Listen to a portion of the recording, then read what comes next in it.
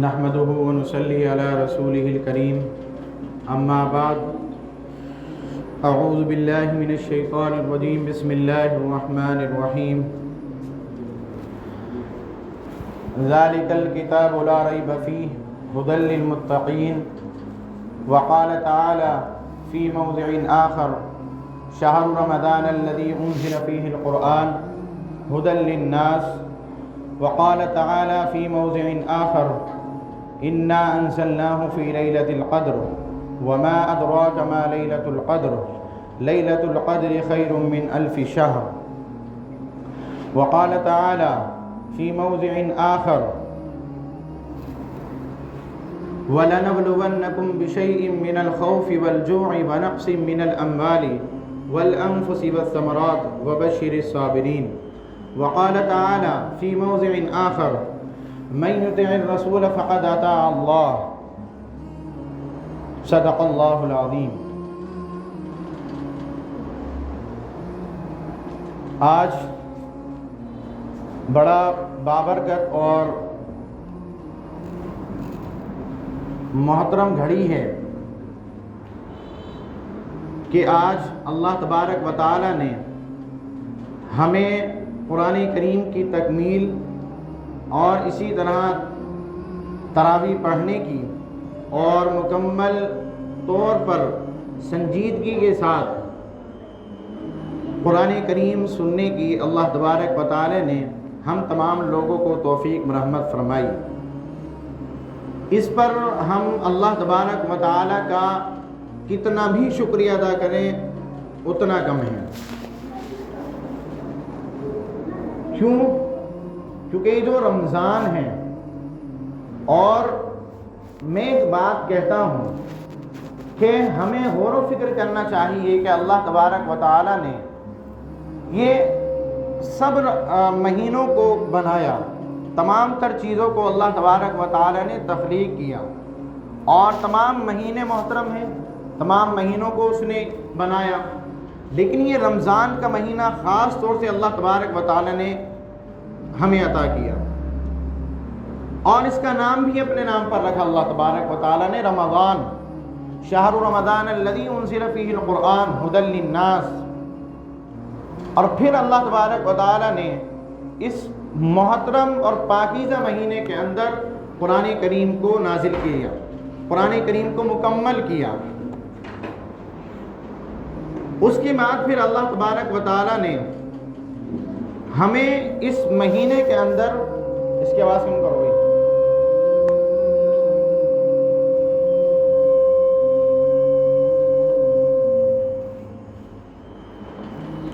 اس مہینے کے اندر اللہ تبارک و تعالی نے یہ جو تراویح جو ہمیں پڑھنے کے لیے کہا گیا، اور یہ جو تراویح کہی گئی کہ 20 رکعت آپ کو تراویح پڑھنی ہے، اور آپ کو پیچھے قرآن کریم سننا ہے، کسی حافظ کے پیچھے سننا ہے، کسی عالم کے پیچھے سننا ہے، کسی مفتی کے پیچھے سننا ہے، یعنی حفاظ ہونا چاہیے، حافظہ کرے ہوئے ہونا چاہیے، حافظ ہونا چاہیے۔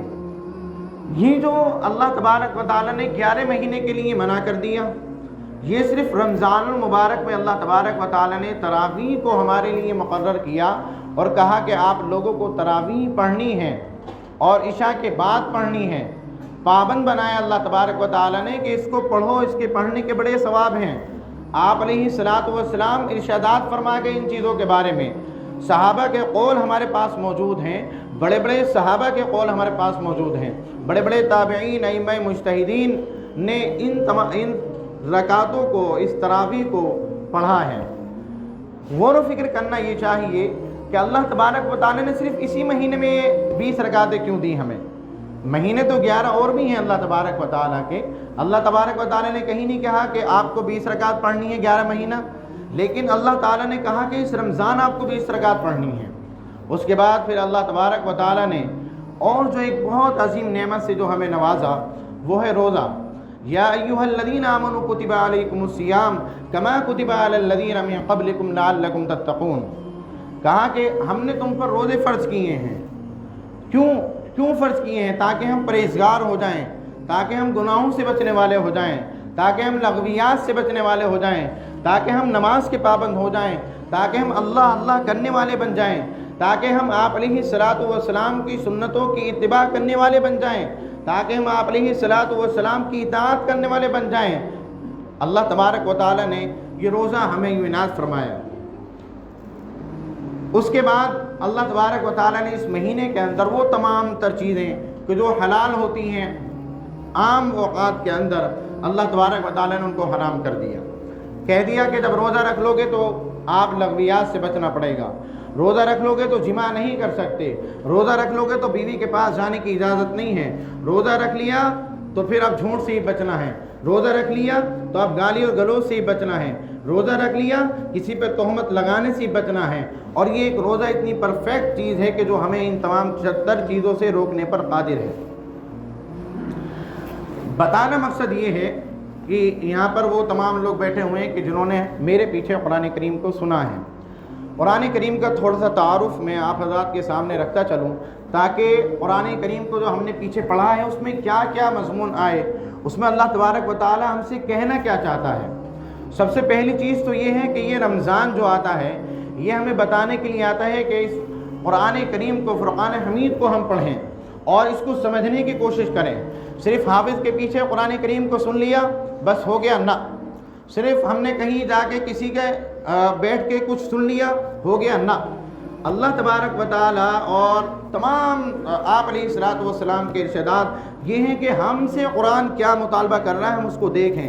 اللہ تبارک و تعالیٰ نے یہ جو کلام نفسی ہمیں عطا کیا اور یہ جو اپنا کلام ہمیں دیا، اس کلام میں اللہ تبارک و تعالیٰ ہم سے کیا کہنا چاہتے ہیں، اس کی فریاد کیا ہے، اس کا ہم سے مطالبہ کیا ہے۔ یہ قرآن ایک معجزے کے طور پر آپ علیہ الصلاۃ والسلام کو دیا گیا، اس میں معجزہ کیا ہے، اس میں مضمون کیا بیان ہوئے ہیں۔ تو جب ہم نے پہلا پارہ پڑھا اور پہلے پارے کے اندر جو سورہ فاتحہ آتی ہے، میں گارنٹی کے ساتھ کہتا ہوں کہ یہاں پر عالم اور حفاظ کو چھوڑ کر جتنے بھی لوگ بیٹھے ہوئے ہیں انہیں یہ نہیں معلوم کہ ہو سکتا ہے کچھ پرسنٹ لوگ ہوں، انہیں یہ نہیں معلوم کہ جو ہم سورہ فاتحہ جو ہر نماز کے اندر تلاوت کرتے ہیں اس کے اندر اللہ تبارک و تعالی نے کیا مضمون رکھا ہے، یہ ہم سے کیا مطالبہ کرتی ہے۔ صرف اسی کو اللہ تبارک و تعالی نے کیوں کہا کہ اس کو ہر نماز میں پڑھنا چاہیے اور اس کو ہر نماز میں آپ کو دہرانا ہے، اس میں اللہ تبارک و تعالیٰ کہنا کیا چاہتا ہے ہمیں نہیں معلوم۔ ہم نے سننی بس سن لیا کہ ہاں یہ پڑھنی ہے، بس پڑھتے چلے گئے۔ اللہ تبارک و تعالیٰ ارشاد فرماتا ہے کہ الحمدللہ رب العالمین، کہ تمام تعریفیں اس رب کے لیے کہ جس نے اس تمام کائنات کو بنایا، وہ اس پورے یہ جو ہے پوری دنیا جو ہے اور دنیا کے باہر جتنی بھی چیزیں ہیں ان کو جو تخلیق جو کیا وہ اللہ تبارک و تعالی، اللہ تبارک و تعالی کہہ رہا ہے کہ اس کی حمد و ثنا کرنی ہے۔ یہاں مسلمان نہیں کہا، یہاں اہل عرب نہیں کہا، یہاں صحابہ کو مخاطب نہیں کیا، یہاں پہ کسی خاص زمانے کو اللہ تبارک و تعالی نے مخاطب نہیں کیا، بلکہ اللہ تبارک و تعالی شاہ فرماتا ہے کہ الحمدللہ رب العالمین، کہ میں تمام عالم کا رب ہوں، میری تعریف اور حمد و ثنا کرو۔ اور پھر آگے اللہ تبارک و تعالی شاہ فرماتا ہے کہ الرحمن الرحیم، کہ میں رحمان بھی ہوں رحیم بھی ہوں۔ پھر آگے اللہ تبارک و تعالی اس کے اندر جو شاہ فرماتا ہے کہ اہدنا الصراط المستقیم صراط الذین انعمت علیہم غیر المغضوب علیہم ولا الضالین۔ دیکھیں تھوڑا تھوڑا بتاتا ہوا چلوں گا، جس کو شوق ہو جا کے کسی عالم کے پاس، کسی مسند عالم کے پاس جا کر جس سے اس کا دل ملتا ہو اور جس کی وہ بات کو سمجھتا ہو کہ ہمیں کچھ دے سکتا ہے، اس کے پاس جا کر وہ کوئی تفسیر کی کتاب یا اس سے تفسیر سن لے۔ اب اللہ تعالیٰ کے اس کے اندر ہم فریاد یہ کرتے ہیں کہ اللہ تعالیٰ ہمیں سیدھے راستے کی توفیق عطا فرما۔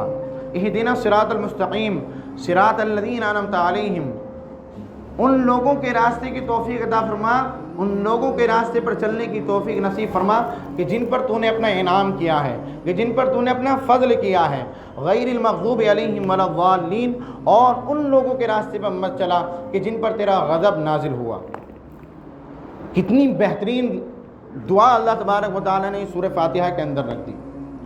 آگے چلتے ہیں، سورہ بقرہ اسٹارٹ ہوتی ہے، شروع ہوتی ہے، شروع میں ہی الف لام میم یہ حروف مقطعات ہیں، ان کے بارے میں اللہ اور اللہ کے نبی کے علاوہ کوئی نہیں جانتا۔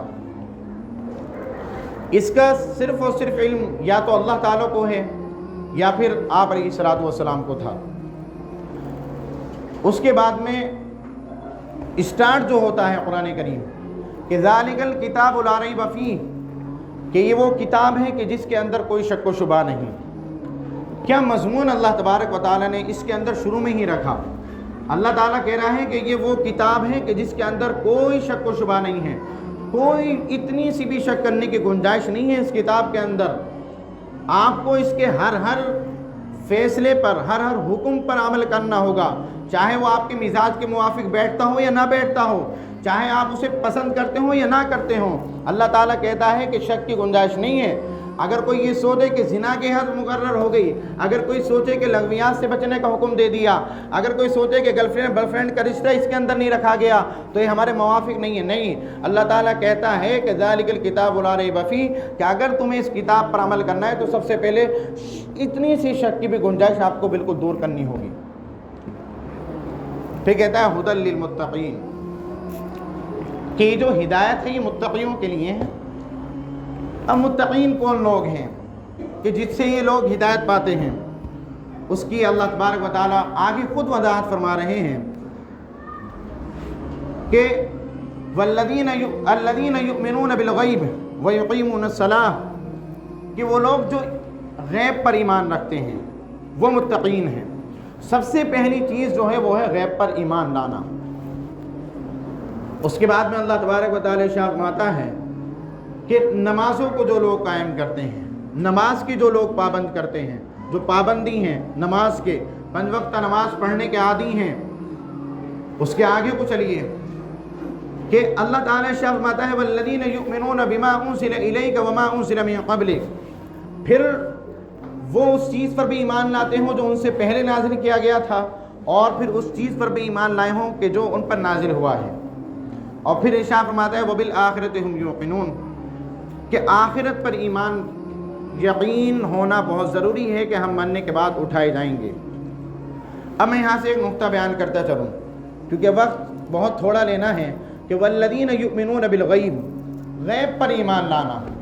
آج کل ہو یہ گیا ہے، ایک وبا بہت تیزی کے ساتھ جو پھیل رہی ہے وہ ہے ایتھیزم، جو سب سے تیزی کے ساتھ پھیل رہا ہے، فیمنزم، لبرلزم، ٹرانسجینڈرنزم، اسی طریقے سے ایتھیسٹ ورلڈ ویو جو پھیلایا جا رہا، دہریہ جو مرتد جو ہو رہے ہیں، وہ کہتے ہیں کہ نہیں، ایمان بالغیب کوئی چیز نہیں ہے۔ ہم تب تک اللہ تبارک و تعالیٰ پر ایمان نہیں لے کے آئیں گے جب تک ہم اس کو دیکھ نہ لیں۔ ہم تب تک اللہ تبارک و تعالیٰ کی جنت اور جہنم کو نہیں مانیں گے جب تک ہم اس کو دیکھ نہ لیں۔ یہ دیکھنے کا معیار آیا کہاں سے ان لوگوں کے پاس؟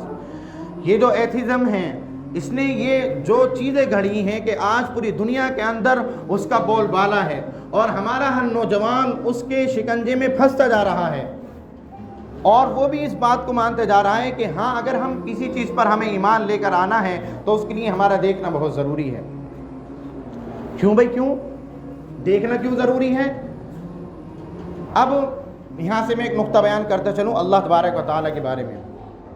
جو لوگ یہ کہتے ہیں کہ ہم اللہ تعالیٰ کو تب مانیں گے جب ہم دیکھیں گے ورنہ تو مانیں گے نہیں، تو بتاتا چلوں کہ اللہ تبارک و تعالیٰ نے انسان کو بے شمار خصوصیات سے نوازا ہے۔ ان میں ایک خصوصیات ہے ادراک، کہ کبھی انسان کسی چیز کو دیکھ کر پہچان لیتا ہے اور کبھی بغیر دیکھے جان لیتا ہے۔ یہ 2 علم کے ذرائع ہیں۔ یا تو انسان، میں آپ لوگوں کو دیکھ رہا ہوں، میں جانتا ہوں یہاں تمام لوگ مسلمان بیٹھے ہوئے ہیں، یہاں ایک ممبر صاحب بیٹھے ہوئے ہیں، یہاں یہ بچے بیٹھے ہوئے ہیں، یہاں علماء بیٹھے ہوئے ہیں، یہاں حفاظ بیٹھے ہوئے ہیں، میں نے دیکھ لیا، اخذ کر لیا۔ ایک ہوتا ہے کہ میں نے بن دیکھے میں نے آپ کو مانا، کسی نے کہہ دیا کہ فلاں جگہ آگ لگ گئی اور میں نے باہر نکل کے دیکھا مجھے دھواں دیکھ رہا تھا تو میں نے یقین کر لیا کہ ہاں وہاں پر 100% آگ ہی لگی ہوگی۔ یہ 2 چیزیں ہیں جن کے ذریعے ہم ایمان یقین کرتے ہیں کسی چیز کے اوپر۔ اب میں مثالیں دیتا ہوں 2-4۔ وہ مثالیں کیا ہیں کہ ذرا یہ بتائیں، جو لوگ یہ کہتے ہیں کہ ہم اللہ تعالیٰ پر ایمان تب لے کر آئیں گے، ہم اللہ تعالیٰ کو تب مانیں گے جب ہم دیکھ لیں گے، تو ان سے کچھ سوالات آپ رکھا کریں۔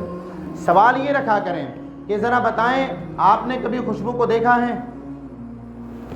سوال نوٹ کرتے رہیے گا ذہنوں کے اندر. ویڈیوز بہت آ رہی ہیں سامنے، اور ان چینلوں کا الگورتھم جو الگورتھم ہے، جو اس کو جو بڑھایا جو جاتا ہے، ان کے پیچھے بڑی بڑی ایجنسیاں ہیں جو ان کو بڑھاتی ہیں، ان پہ پیسے لگاتی ہیں چینلوں کے اوپر، اور ایسی باتیں ہر لوگوں تک پہنچانے کی کوشش کرتی ہیں. سوال رکھو چھوٹے چھوٹے، کوئی بڑی چیز میں نہیں جانا. ہم ایسے اللہ تبارک و تعالیٰ کو یکتا نہیں مانتے، ہم ایسے اللہ تبارک و تعالیٰ کی اوصاف پر یقین نہیں رکھتے، ہم ایسے اللہ تبارک و تعالیٰ کو قادر مطلق نہیں مانتے. تو سب سے پہلا سوال یہ پوچھو، کیا خوشبو کو آپ نے کبھی دیکھا ہے؟ وہ منع کرے گا کہ نہیں دیکھا. بتائیں آپ نے کسی نے دیکھا ہے؟ اتنے سارے لوگ بیٹھے ہوئے ہیں، دیکھا ہے؟ میرے 7 سال چلتے رہیے گا، کسی نے نہیں دیکھا، لیکن مانتے تو ہیں. سب لوگ مانتے ہیں کہ خوشبو ایگزسٹ کرتی ہے، خوشبو کا ایگزسٹنس ہے، خوشبو کا وجود ہے. تمام لوگ مانتے ہیں. کیا کسی نے آج تک خوشبو کو دیکھا ہے؟ نہیں دیکھا.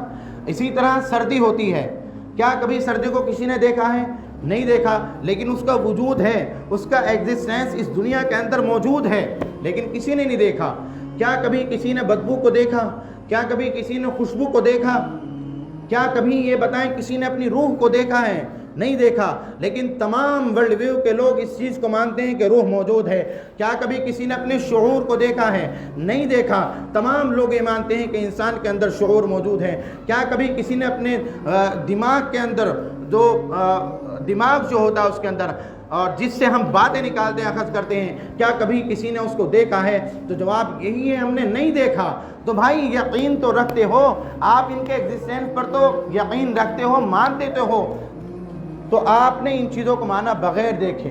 لیکن جب بات آئی خدا تعالیٰ کی، جب بات آئی اللہ تبارک و تعالیٰ کو ماننے کی، تو وہاں آپ یہ لے کر آتے ہو کہ اللہ تبارک و تعالیٰ کو ماننے کے لیے ہمیں دیکھنا ہمارا ضروری ہے. ہمیں ان مثالوں سے یہ پتہ چلتا ہے کہ اللہ تبارک و تعالیٰ کے وجود کے لیے دیکھنا ضروری نہیں ہے. ہر چیز کے وجود کے لیے، کسی چیز کے وجود کے لیے اس کا سامنے موجود ہونا، اس کا دیکھنا ضروری نہیں ہے. میں نے آپ کو مثالیں دے دی، خوشبو کی مثال دی، بدبو کی مثال دی، روح کی مثال دی، دماغ کی مثال دی، شعور کی مثال دی. کبھی ان لوگوں نے، کسی نے بھی آج تک کسی نے بھی نہیں دیکھا، لیکن سب مانتے ہیں کہ ان کا ایگزسٹنس ہے. اسی طرح اللہ تبارک و تعالیٰ کو ماننے کے لیے کیا ضروری ہے کہ اس کا دیکھنا ضروری ہے؟ نہیں، ہم بغیر دیکھے ایمان لاتے ہیں. جیسے ان چیزوں پر ہم یقین رکھتے ہیں، اسی طرح ہم اللہ تبارک و تعالیٰ پہ یقین رکھتے ہیں. اب بات آتی ہے کہ جی اللہ تعالیٰ کتنے ہیں؟ اللہ تعالیٰ کتنے مانے؟ 2 ہیں، 4 ہیں، 8 ہیں، 10 ہیں، 12 ہیں، 14 ہیں، یا غیر مسلموں کی طرح 33 کروڑ دیوی دیوتا ہیں؟ کتنے ہیں؟ کوئی کہتا ہے، کوئی مانتا ہے کہ 3 چیزوں کو ملا کر اللہ تبارک و تعالیٰ کا وجود ہے. کرسچن جس کو مانتے ہیں، کرسچینٹی جس کے اوپر ٹکی ہوئی ہے، اس کا ورلڈ ویو جس کے اوپر ٹکا ہوا ہے، بدھزم جس کے اوپر ٹکا ہوا ہے، سناتن جس کے اوپر ٹکا ہوا ہے، وہ جس چیز کو کہتے ہیں وہ یقینی ہے، یا ہم جس چیز کو مانتے ہیں وہ یقینی ہے؟ کون سی بات یقینی ہے؟ اب کوئی آپ سے سوال کرے کہ یہ بتائیں خدا ایک ہے یا 2 ہے، تو کیا جواب ہوگا ہمارے پاس؟ سنتے رہنا بچوں بہت دھیان سے، آپ کو بہت زیادہ بھٹکایا جا رہا ہے اسکولوں کے اندر. اب ہم کیسے مانیں، کیسے ثابت کریں کہ خدا ایک ہی ہو سکتا ہے، 2 نہیں ہو سکتا؟ بہت چھوٹی چھوٹی مثالیں دوں گا، ایسی مثالیں دوں گا جس پر آپ مطلع ہو جائیں. اور میں آپ کو یہ ریکمینڈ کروں گا کہ جس نے مفتی شمائل و جاوید اختر صاحب کی ڈیبیٹ نہ دیکھی وہ جا کر ڈیبیٹ دیکھ لیں. آپ کو پتہ چلے گا کہ ہم کس خدا کو مانتے ہیں اور کیوں مانتے ہیں. یہاں اتنا وقت نہیں ہے بات کرنے کا، لیکن بتا تو چلوں. ذرا آپ یہ بتائیں کہ اس ہندوستان کے اندر پردھان منتری کتنے ہیں؟ بولتے رہیں ساتھ کے ساتھ. پردھان منتری ایک ہے نہیں ہے؟ ایک ہے نہیں ہے؟ 2 تو نہیں ہے. یہ بتائیں گاؤں کا جو پردھان ہوتا ہے وہ کتنے ہوتے ہیں؟ 2 کیوں نہیں ہوتے؟ یہ بتائیں کہ ڈپٹی سی ایم ہو، ایس ایچ او ہو، کوئی بھی ہو، کہیں پر بھی ہو، اور سب سے اچھی مثال لیجیے پردھان کو پرائم منسٹر کے اوپر، کہ وہ کتنے ہوتے ہیں؟ 1 ہوتے ہیں. جناب ذرا معلوم کرو کہ جی 1 ہی کیوں ہوتے ہیں، 2 کیوں نہیں ہوتے؟ میری ایک دفعہ گفتگو چل رہی تھی ایک صاحب سے ان 2 چیزوں کے اوپر لائیو. اس نے مجھ سے یوں کہا کہ مولانا ہمارے جو ہندوستان کا جو قانون ہے اس کے اندر 2 نہیں لکھا ہوا، اس وجہ سے 2 نہیں ہیں. تو میں نے کہا کہ اگر ہندوستان کے قانون کے اندر 2 کیوں نہیں لکھا ہوا یہ بتاؤ، 1 ہی کیوں لکھا انہوں نے؟ اور جب لکھا ہوا نہیں ہے تو 1 بنا ہوا ہے، تو 1 کیوں بنا ہوا ہے؟ وہ کہہ رہا نہیں 2 بھی ہو سکتے ہیں 2 بھی ہو سکتے ہیں. اس نے مجھے ایک بڑی بدتر سی مثال دی. کہنے لگا مولانا ایک سائیکل کو ایک جنا ہینڈل پکڑ کے چلائے, ایک جنا پیچھے بیٹھ کے اس پر پینڈل مارے, تو یہ 2 خدا تو وجود ہو سکتے ہیں, ان کا وجود تو ہو سکتا ہے. میں نے کہا بھئی جو آگے جو خدا جو بیٹھا ہوا ہے وہ ہینڈل پکڑے ہوئے ہیں, اس کا مطلب وہ پینڈل مارنے پر قادر نہیں, اور جو پیچھے بیٹھا ہوا وہ پینڈل مار رہا ہے, اس کا مطلب وہ ہینڈل پکڑنے پر قادر نہیں. تو یہ تو کنٹروورسی ہو گئی, یہ تو الگ الگ ہو گئے. تم نے ان کی پاوروں کو ڈیوائڈ کر دیا, تم نے ان کی پاوروں کو الگ تھلگ کر دیا. کیسے 2 ہو گئے, کیسے وجود رکھتے ہیں؟ میں نے اس سے پوچھا کہ یہ بتاؤ کہ پرائم منسٹر 2 کیوں نہیں ہو سکتے کسی بھی خطے کے اندر؟ اس نے کہا کہ 2 اس وجہ سے نہیں ہو سکتے کیونکہ جھگڑا ہو جائے گا. کس وجہ سے نہیں ہو سکتے؟ جھگڑا ہو جائے گا. تو جھگڑے سے بچنے کے لیے کیا ضروری ہے؟ ایک ہو. اسی کو اللہ تبارک و تعالیٰ قرآن کریم میں 17ویں پارے میں ارشاد فرماتا ہے سورہ انبیاء کے اندر کہ لو کان فیہما آلہۃ الا اللہ لفسدتا, کہ اگر دنیا کے اندر زمین و آسمان میں اگر اللہ تعالیٰ کے علاوہ 1 یا 2 یا چند معبود ہوتے تو اس دنیا کا نظام دھرم برم ہو جاتا. اس دنیا کا نظام صحیح پیرائی میں چل رہا ہے, صحیح ڈومین میں چل رہا ہے, تو اس کا مطلب یہ ثابت ہوا کہ کوئی نہ کوئی ایک ذات موجود ہے, اس کے علاوہ کوئی دوسری ذات موجود نہیں ہے. یہ 2 چیزیں میں نے آپ حضرات کے سامنے رکھ دی. اب ایک چیز اور رکھتا چلوں خدا تعالیٰ کے تعلق سے. بہت سارے لوگ یہ اعتراضات کرتے ہیں کہ جی ہم خدا کو, بہت سارے لوگ یہ کہتے ہیں کہ خدا انلیمیٹیڈ پاور نہیں رکھتا, یعنی پوری کائنات پر ہر چیز پر اس کی قدرت نہیں ہے. ان سے پوچھا آپ کے پاس دلیل کیا؟ تو کوئی ان کے پاس دلیل نہیں ہے سوائے ایموشنل آرگومنٹس کے, اور ان کے پاس کوئی دلیل موجود نہیں ہے. میں آپ کو بتاتا چلوں کہ اگر ایک پرائم منسٹر ہے, 2 پرائم منسٹر ہو جائیں, ان کی پاور ڈیوائڈ ہو جائے, تو یہ بتائیں کہ ان میں سے آپ کس کو اپنا رہبر سمجھیں گے, کس کو مانیں گے, کس کی سنیں گے؟ ایک کہتا ہے کہ اس ہندوستان کے اندر مسلمانوں کو نکالو, ایک کہتا ہے کہ نہیں مسلمانوں کا یہاں پر وجود رہنا ضروری ہے, ایک کہتا ہے نہیں بھگاؤ, ایک کہتا ہے رہنے دو. تو یہ کنٹروورسی ہو گئی, یہ تضاد ہو گیا. یہ تضاد جب ہوا تو اس کا مطلب یہ پتہ چلا کہ پاور کیا ہو گئی, دونوں کے پاس الگ الگ پہنچ گئی. اس کے پاس بھی اختیارات موجود ہیں اور اس کے پاس بھی اختیارات موجود ہیں. ایک کی تب چلے گی جب ایک کے پاس اختیارات موجود ہوں گے, اور وہ اللہ تبارک و تعالیٰ کے پاس اختیارات موجود ہیں. ہندو لوگ ایک آپ سے سوال اور کرتے ہیں جس کو میں رکھتا چلوں. وہ سوال یہ کرتے ہیں کہ جی ہم خدا کو پانے کے لیے اپنے جو نیچے جو اوتار ہیں ان کا سہارا لیتے ہیں, ان کا ہم سہارا لیتے ہیں کیونکہ ضروری ہے. اس نے کہا کہ میں ایک کمپنی میں کسی باس سے ملنے کے لیے جاؤں اور میں وہاں جا کر دروازے پہ پہلے مجھے گیٹ کیپر سے ملنا پڑے گا جو وہاں پر کھڑا ہوا ہوگا, پھر اندر جا کے مجھے اندر اجازت لینی پڑے گی, تب وہ اجازت لے کر تمام تر چیزیں ہو کر میں اندر پہنچوں گا. تو اس کا مطلب یہ ثابت ہوا کہ اللہ تعالیٰ تک پہنچنے کے لیے کسی نہ کسی کا سہارا ضروری ہے. آج کل کچھ لوگ ہمارے بھی ڈومین میں پائے جاتے ہیں جو لوگ کہتے ہیں کہ جب تک ہم قبروں پر جا کر نہیں مانگیں گے ہم وہاں تک نہیں پہنچ سکتے. تو ان کو بتاتا چلوں مفتی یاسر نجم الواجدی صاحب استاد محترم ہیں میرے, وہ یہ جواب دیتے ہیں, کہتے ہیں کہ تو ہے کہ جو پہلے ایک گیٹ کیپر سے مل رہا ہے, اس کے بعد پھر تو پتہ نہیں کتنے کتنے لوگوں سے ملنا ہے. ایک میں اسی کمپنی میں پہنچا, میں ڈائریکٹ جا کے ایک باس سے مل لیا. تو یہ بتا تو بہتر ہوا یا میں زیادہ بہتر ہوا؟ کون زیادہ بہتر ہوا؟ خود مفتی صاحب زیادہ بہتر ہوئے, میں زیادہ بہتر ہوا اگر میں ڈائریکٹ جا کے کسی سے مل رہا ہوں. تو خیر اس کے اوپر بہت ساری کلام ہو سکتا ہے. کہنے کا مقصد یہاں پر ایک پوائنٹ ذکر کرتا چلوں, بیٹا دھیان دو, اسے گھر چھوڑ کر آؤ. میں ایک پوائنٹ یہاں پر ذکر کرتا چلوں کہ دیکھیں اپنے بچوں کے عقائد کو درست کریں. حملہ آور ہو رہے ہیں بچوں کے عقائد کے اوپر بہت تگڑی طریقے سے, اور یہاں عالم لوگ بیٹھے ہوئے ہیں, حفاظ لوگ بیٹھے ہوئے ہیں.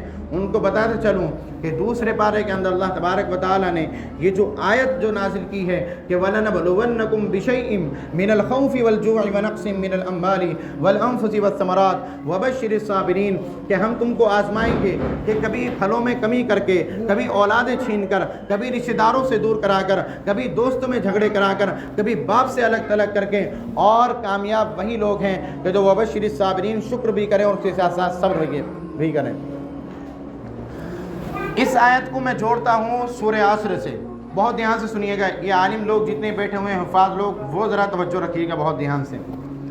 سورہ عصر کوئی بھی آپ سے غیر مسلم جب یہ پوچھے یا کوئی بھی یہ پوچھے کہ ہمیں اسلام کو جاننا ہے، اسلام کا تھوڑے لفظوں میں تعارف کراؤ، تو اسے سورہ عصر کی آپ تفسیر بتاؤ، اسے سورہ عصر جا کر بتاؤ کہ سورہ عصر کے اندر وہ تمام چیزیں اللہ تبارک و تعالیٰ نے رکھ دی کہ جو تم چیز جاننا چاہتے ہو۔ اللہ تعالیٰ قسم اٹھاتا ہے، قسم اٹھانے بعد میں کہتا ہے ان الانسان لفی خسر۔ سب سے پہلے بتاتا چلوں کہ اس کے تعلق سے امام شافعی رحمہ اللہ نے ارشاد فرمایا کہ اگر اللہ تبارک و تعالیٰ پورے قرآن کریم کے اندر، ادھر نظر رکھیں بھائی، ادھر نہ دیکھیں، پورے قرآن کریم کے اندر کچھ اور نہ نازل کرتا اور یہی ایک صورت نازل ہوئی ہوتی، تب بھی پوری انسانیت کی ہدایت کے لیے کافی تھی۔ یہ ارشاد ہے امام شافعی رحمہ اللہ کا اس صورت کے تعلق سے۔ اللہ تعالیٰ اسٹیٹمنٹ دیتا ہے، مکمل طور پر اسٹیٹمنٹ دیتا ہے کہ ان الانسان لفی خسر، کہ جتنے بھی انسان ہیں، چاہے وہ کالے ہوں، چاہے وہ گورے ہوں، چاہے کسی بھی زمانے کے رہنے والے ہوں، چاہے کسی بھی ملک میں آباد ہوں، چاہے وہ کبھی رہنے والے لوگ ہوں، چاہے وہ حضرت آدم کی اس وقت کی اولادیں ہوں، کیا اس وقت کی اولادیں ہوں، کیا جو آپ علیہ السلام کے ساتھ جو گزر گئیں، جو حضرت نوح کے ساتھ گزر گئیں، کوئی سے بھی انسان ہو، وہ تمام کے تمام انسان خسر میں ہیں، خسارے میں ہیں۔ یہ ایک جنرل اسٹیٹمنٹ ہے اللہ تبارک و تعالیٰ کا۔ لیکن اب اس اسٹیٹمنٹ سے ہٹائے گا کون؟ وہی ہٹا دو جو حاکم ہوتا ہے۔ مثال کے طور پر ابرار بھائی یہاں کے کیا نام ہے اس کارخانے کے حکمران ہیں، اگر وہ چاہیں کہ یہ چیز یہاں پر رکھنی چاہیے تو ان کی مرضی کے مطابق کوئی نہیں کر سکتا، جو کارخانہ ان کا، حکومت ان کی ہے۔ تو اللہ تبارک و تعالیٰ ہی اگر نکالے تو نکل سکتے ہیں، اگر اللہ تبارک و تعالیٰ نہ نکالے تو ہم نہیں نکل سکتے۔ تو اللہ تبارک و تعالیٰ ارشاد فرماتا ہے کہ الا الذین آمنوا، سب سے پہلی چیز جو ہے وہ ہے آئیڈیالوجی کا درست ہونا۔ ہم کس کو ماننے والے ہیں، ہم کس کی اتباع کرتے ہیں، ہم کس کے فالوورز ہیں؟ کہیں ہم یہودیوں کے تو فالوورز نہیں، کہیں ہم شیعوں کے تو فالوورز نہیں، کہیں ہم ان لوگوں کے تو فالوورز نہیں کہ جو آپ علیہ السلام کو نعوذ باللہ گالی دیتے ہوں، کہیں ہم ان لوگوں کے تو فالوورز نہیں جو امی عائشہ رضی اللہ تعالیٰ عنہ کی شان میں گستاخیاں کرتے ہوں، کہیں ہم ان لوگوں کے تو فالوورز نہیں کہ جو صحابہ کرام پر لعن و طعن کرتے ہوں، کہیں ہم ان لوگوں کے تو فالوورز نہیں کہ جو آپ علیہ السلام کو برا بھلا کہتے ہوں، کہیں ہم ان لوگوں کے تو فالوورز نہیں کہ جو کچھ رسولوں کو مانتے ہوں اور کچھ رسولوں کو نہ مانتے ہوں، کہیں ہم ان لوگوں کے تو فالوورز نہیں جو علماء حق سے کٹتے ہوں، جو علماء حق سے ہمیں دور کرتے ہوں۔ کیا ہم ان لوگوں کے تو فالوورز نہیں ہیں؟ ہمیں کس کی اتباع کرنی ہے؟ الا الذین آمنوا وعملوا الصالحات۔ سب سے پہلی چیز اللہ تعالی نے بتائی ایمان لے کر آنا ہے۔ ایمان کس چیز پر لے کر آنا ہے؟ میں نے بتا دیا الذین یؤمنون بالغیب، ایمان غیب پر لے کر آنا ہے سب سے پہلے۔ اس کے تعلق سے جو باتیں آئیں خدا کے وجود کے تعلق سے، خدا کو دیکھنے کے تعلق سے، وہ آپ حضرات کے سامنے آ چکی۔ سب سے پہلی ہماری آئیڈیالوجی درست ہونا ضروری ہے۔ ہم کس کی اتباع کرتے ہیں، ہم کس کے فالوورز ہیں؟ تو ہماری آئیڈیالوجی کون ہونی چاہیے، ہمارے فالوورز کون ہونے چاہیے؟ بتائیے ذرا۔ وہ ہیں آپ علیہ السلام، وہ ہیں جناب محمد عربی صلی اللہ علیہ وسلم۔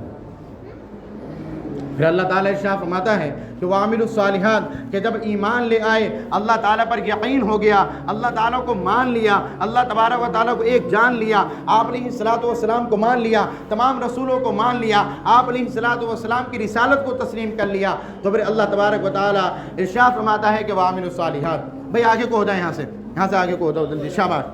بہت جلدی بات پوری کرنی ہے، 2-4 اہم ٹاپک ہیں جن کو بات کرنی ہے۔ وَعَمِلُوا الصَّالِحَاتِ، پھر اللہ تعالیٰ ارشاد فرماتا ہے کہ نیک عمل کرنا۔ میں نے بتا دیا کہ نیک عمل کرنے کے لیے اتباع کا صحیح ہونا ضروری ہے۔ اگر ہماری اتباع صحیح نہیں ہے، اگر ہماری آئیڈیالوجی صحیح نہیں ہے، اگر ہمارے فالوورز صحیح نہیں ہیں، تو ہم کبھی ہماری اتباع درست نہیں ہو سکتی، اور جب ہماری اتباع درست نہیں ہوگی تو کبھی بھی ہم وَعَمِلُوا الصَّالِحَاتِ والی آیت پر عمل نہیں کر سکیں گے۔ اس کے آگے اللہ تبارک و تعالیٰ ارشاد فرماتا ہے، اسے میں جوڑ رہا ہوں دوسرے پارے کی وَلَنَبْلُوَنَّكُمْ بِشَيْءٍ مِّنَ الْخَوْفِ سے، کہ وَتَوَاصَوْا بِالْحَقِّ، کہ جب آپ ایمان لے آؤ، جب آپ نیک عمل کرنے لگو تو سنو عالموں، سنو حفاظ جتنے بیٹھے ہوئے ہیں، جتنے بھی پڑھ رہے ہیں اور جتنے بھی عالم بن رہے ہیں، پھر اللہ تبارک و تعالیٰ ارشاد فرماتا ہے جتنے بھی یہاں پر لوگ بیٹھے ہوئے ہیں ان کی ذمہ داریاں آیا کرتا ہے کہ پھر آپ کو حق گوئی کے ساتھ بات کرنی ہے، پھر حق کا ساتھ نہیں چھوڑنا ہے۔ اور پھر اللہ تبارک و تعالی ارشاد فرماتے ہیں کہ جب آپ حق کی آواز کو بلند کریں گے، جب آپ حق بات کہیں گے، جب آپ بتائیں گے یہ غلط ہے اور یہ صحیح ہے، جب آپ بتائیں گے کہ یہ نالائق لوگ ہیں، بدبخت لوگ ہیں، جب آپ بتائیں گے یہ صحیح لوگ ہیں، ان علماء کی اتباع کرو، علماء دیوبند کے پیچھے چلو، علماء دیوبند کی پیروی کرو، آپ علیہ الصلوۃ والسلام کی پیروی کرو، جو لوگ یہ بتائیں گے تو پھر اللہ تبارک و تعالی ارشاد فرماتا ہے کہ پھر آپ کی زندگی میں ہر حال میں مصائب آئیں گے، چیلنجز آئیں گے، آپ کا لوگ پیچھا کریں گے، آپ کو ڈانٹا جائے گا، آپ کو بھگایا جائے گا۔ طائف میں جس طرح آپ علیہ الصلوۃ والسلام کو مارا گیا تبلیغ کرتے ہوئے، اسی طرح تم انبیاء کے وارث ہو، تم وراثت کے حقدار ہو کہ تو تمہیں بھی تکلیفیں دی جائیں گی، تمہیں بھی ٹارچر کیا جائے گا، تم سے بھی پوچھ گچھ ہوگی، تم سے بھی سوالات رکھے جائیں گے۔ تو پھر اللہ تبارک و تعالیٰ کے لیے کہ اللہ تعالیٰ کہہ رہا ہے کہ رشتہ دار بھی ناراض ہوں گے، بھائی بہن سے الگ ہو جائے گا، بیوی بھی الگ ہوگی، ماں بھی الگ بھاگے گی، دوست بھی الگ بھاگیں گے کہ جب آپ حق کی بات کو بیان کریں گے۔ اس کے بعد اللہ تعالیٰ ارشاد فرماتا ہے کہ وَبَشِّرِ الصَّابِرِينَ اور وَتَوَاصَوْا بِالْحَقِّ، کہ پھر آپ صبر کا دامن نہ چھوڑیں، صبر کو اختیار کرنا بہت ضروری ہے۔ اس کے بعد یہ کہہ دیں کہ ان کی آنے والی نسلیں سمجھیں گی، یہ نہیں سمجھ پائے تو ان کی آنے والی نسلیں سمجھیں گی، ہمارا کام کوشش کرنا ہے۔ کیا 850 سال حضرت نوح نے بھی تو کوشش ہی کی تھی، ان کے بھی تو ہاتھ میں کسی کو ہدایت دینا نہیں تھا۔ اگر کوئی یہ سوچ کر کام کرتا ہو کہ ہمارے ہاتھ میں ہدایت دینا ہے تو میں کہتا ہوں وہ غلط کام کر رہا ہے، اس کو کام نہیں کرنا چاہیے۔ اس کے بعد میں آگے جو مضمون جو آتا ہے 4 پارے کے اندر سورہ نساء جو شروع ہوتی ہے وہ آتا ہے شادیوں کے تعلق سے۔ شادیوں کے تعلق سے وہاں بیان آیا اور پھر آپ پہنچ جائیں 18ویں پارے کے اندر۔ 18ویں پارے کے اندر اللہ تعالی نے کہا کہ زانی کی کیا سزا ہے، اور جو زنا کر لے اسے زانی ہی عورت سے نکاح کرنا ہوگا۔ اور پھر آگے اللہ تعالیٰ فرماتا ہے کہ جو جھوٹی گواہی دے دے اس کے لیے کیا چیزیں ہیں۔ میں مختصر طور پر رکھ رہا ہوں، اس کو آپ پڑھ سکتے ہیں۔ میں نے کہہ دیا کہ کسی مستند عالم کے پاس جا کر، کسی حفاظ کے پاس، کسی عالم دین کے پاس جا کر، مسجد کے امام کے پاس جا کر آپ یہ کہیں کہ ہمیں تفسیر پڑھا دیجیے، روزانہ آپ تفسیر کریے، اتنا بھی نہیں کر سکتے تو آپ کہیے کہ ہمیں کوئی کتاب بتا دیجیے تاکہ ہم اللہ کے کلام کو سمجھیں، اللہ تعالیٰ ہم سے کہنا کیا چاہ رہا ہے۔ تو اس کے اندر پھر آگے جب چلیں گے تو آگے اللہ تعالیٰ شاہ فرماتا ہے کہ ناپاک عورتیں ناپاک مردوں کے لیے ہیں، الخبیثات للخبیثین والخبیثون للخبیثات والطیبات للطیبین والطیبون للطیبات، کہ ناپاک مرد ناپاک عورتوں کے لیے اور ناپاک عورتیں ناپاک مردوں کے لیے، اور پاک باز مرد پاک باز مرد کے لیے، پاک باز مرد پاک باز عورت کے لیے، اور پاک باز عورت پاک باز مرد کے لیے۔ اب اسے جوڑیے، آج کل ایک بہت خطرناک چیز چلی ہے جس کی ہوا پھیل رہی ہے، اور وہ ہے لبرلزم، جس کے اندر بہت ساری چیزیں نکلتی ہیں، اور 3 اہم بنیادیں ہیں اس کی کہ جس پر ٹکا ہوا ہے پورا، وہ ہے کہ آزاد خیالی، فریڈم، اور 2-3 چیزیں اور ہیں، لیکن آزاد خیالی کے اوپر مجھے آپ سے گفتگو کرنی ہے۔ جس کو ان تمام چیزوں کو سننا ہو وہ جائے یوٹیوب پر سرچ مارے کہ مفتی یاسر ندیم الواجدی لبرلزم کی 3 بنیادیں، اس کو سمجھ میں آ جائے گی کہ آج ہمارے گھروں پر کیا پھیلایا جا رہا ہے۔ اب ایک چیز بڑی چلن میں چلی ہے، اور وہ چیز چلی ہے گرل فرینڈ بوائے فرینڈ کا رشتہ۔ سب سے گدھیلا، سب سے گدھوں والا رشتہ یہ ہمارے درمیان چلا ہے، اور میں آپ کو بتا دوں اس کے اندر طلباء کرام بھی ملوث ہیں، اور اس کے اندر نوجوان جس قدر ملوث ہیں ہمارے معاشرے کا اس کی تو آپ پوچھئے مت۔ بڑے دھڑلے سے نوجوان یہ کہتے ہیں کہ جناب ہماری تو 30 گرل فرینڈ ہیں، جناب ہم تو 40 لوگوں سے بات کر چکے ہیں، اور اسی طرح لڑکیاں بھی بیان کرتی ہیں کہ ہمارے فلاں گرل فرینڈ ہے، میں اتنے لوگوں سے بات کرتی ہوں، میرے تو اتنے لوگ جاننے والے ہیں۔ اللہ تعالیٰ اس میں کہہ رہا ہے کہ نہیں، یہ راستہ ہم نے نہیں بتایا تمہیں، آپ علیہ الصلوۃ والسلام کہہ رہے ہیں یہ راستہ ہم نے تمہیں نہیں دکھایا۔ راستہ قرآن کریم بتاتا ہے کہ نکاح کرو، وسعت ہو نکاح کرو، जितनी भी वसअत हो निकाह करो। आज निकाह को बड़ा ही बेकार बना दिया गया। आज निकाह में हो गया कि जी फ़लाँ नाराज़ हैं, जी फ़लाँ नाराज़ है। मैं कहता हूँ कि जहाँ आप अलैहिस्सलातु वस्सलाम की इत्तिबा की बात आए, जहाँ कुरान करीम के हुक्म पर अमल करने की बात आए, वहाँ रिश्तेदार भी नाराज़ हो जाएं तो हो जाने दो, वहाँ कोई मौलवी भी नाराज़ हो जाए हो जाने दो, वहाँ बाप नाराज़ हो जाए हो जाने दो, वहाँ माँ नाराज़ हो जाए हो जाने दो। कहो कि ये अल्लाह तबारक व तआला का हुक्म है, ये कुरान करीम ने इस तरह कह दिया, मैं कुरान करीम की मानूंगा, तुम्हारी नहीं मानूंगा। कुरान करीम की इत्तिबा करनी है, आप अलैहिस्सलातु वस्सलाम की इत्तिबा करनी है। इत्तिबा माँ बाप की नहीं कहा गया, इत्तिबा किसी फ़कीर किसी वली की नहीं कहा गया, किसी मौलवी की इत्तिबा के लिए नहीं कहा गया, बल्कि कहा गया कि इत्तिबा अल्लाह और अल्लाह के रसूल की करनी है। ये तो तुम्हें रास्ता दिखाएंगे उलमा, क्योंकि अंबिया के वारिस हैं। इस अंबिया के वारिस लफ्ज़ के ऊपर मैं अभी गुफ्तगू करूँगा आपसे। तो अल्लाह ताला इन गर्लफ्रेंड बॉयफ्रेंड के रिश्ते को मना करता है और ये कहता है एक पाकबाज रिश्ता तैयार करिए, और वो क्या है कि निकाह करिए। निकाह के लिए अल्लाह ताला कहता है सबसे पहले कि आप एक से करिए अगर वसअत हो, उसके बाद में फिर आप 2 से करिए, 3 से करिए, 4 से करिए। 4 पे जाके आदमी ख़त्म हो जाता है। ये भी बड़ा इश्काल किया जाता है कि अल्लाह ताला ने नबी के लिए तो नबी ने तो जी 11 किए और हमें 4 के हुक्म मिला। मैं आपको बताते चलूँ, मुफ्ती तारिक मसूद साहब ने वाक़या नकल किया सऊदी अरब का। कहने लगे वहाँ पर मेरी एक शेख से मुलाकात हुई, बहुत मालदार शेख। मैंने उसने मुझे वाक़या बताया कि मुफ्ती साहब, जब मैंने पहली शादी की मेरी हवस पूरी नहीं हुई। हवस के लिए शादी नहीं करनी चाहिए, शहवत पूरी नहीं हुई उसकी, ठीक है। मैंने दूसरी शादी की तब भी मुझे सुकून नहीं मिला, मैंने तीसरी शादी की तब भी मुझे सुकून नहीं मिला, और हज़रत जब मैंने चौथी शादी की तो मुझे मुकम्मल सुकून मिल गया, उससे आगे को मुझे करने की इजाज़त नहीं मिली। तो कुरान करीम के जितने भी अहकाम हैं, जितने भी हुक्म हैं, वो फितरत के मुताबिक है। ये इस्लाम दीन फितरत है। फितरत के मुताबिक अल्लाह ताला ने हर अहकाम को हमारे लिए मदऊ किया है। अब आगे चलते हैं। आगे चलने के बाद में मैं आपको बताता चलूँ, एक वबा जो फैली है, वो वबा फैली है फ्रीडम की, कि औरत को आज़ाद ख्याल होना चाहिए। जो औरत को दबा के रखते हैं, औरत को तो मार दिया। मैं बताता चलूँ कि कुरान करीम के अंदर नज़रें झुकाने के लिए जो हमारे पास जो मास्टर कॉपी जो मौजूद है, उसमें अल्लाह तबारक व तआला ने सबसे पहले मर्द को ये हुक्म दिया कि तू अपनी नज़रें नीचे कर, तू अपनी शर्मगाहों की हिफाजत कर। उसके बाद में मुमिनात से कहा, उसके बाद में मुमिन औरतों से कहा कि तुम अपनी शर्मगाहों की, अपनी निगाहों की हिफाजत करो।